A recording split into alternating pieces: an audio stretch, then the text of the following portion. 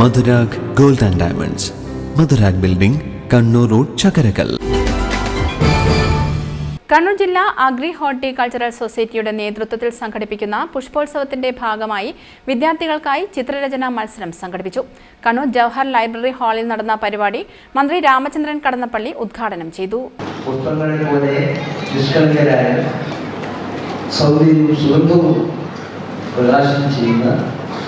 പ്രിയപ്പെട്ട മക്കൾ കൃത്യമായി എത്തി ഏറെ സമയം വൈകിയാണ് എനിക്ക് എത്താൻ കഴിയുന്നത്. അത്രയേറെ പരിപാടികളെല്ലാം ഉണ്ടായിരുന്നു. അതുകൊണ്ട് ഞാൻ പ്രസംഗിക്കുന്നേ ഇല്ല, പുരുഷമാരുടെ പ്രസംഗം. നിങ്ങളുടെ മനസ്സ് അതാണ് അമൂല്യമാണ്.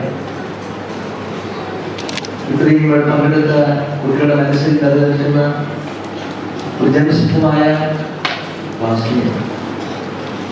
അത് വരയ്ക്കുന്നത് ചിത്രരചനയായിരിക്കുന്നുണ്ട്. ചില കുട്ടികൾ സംഗീതമായിരിക്കും, നൃത്തമായിരിക്കും, പ്രഭാഷണമായിരിക്കും. നിങ്ങളുടെ മനസ്സിൽ നിന്ന് ഒഴുകി വരുന്ന കലാസുഖങ്ങൾ നിറഞ്ഞ ചിത്രം.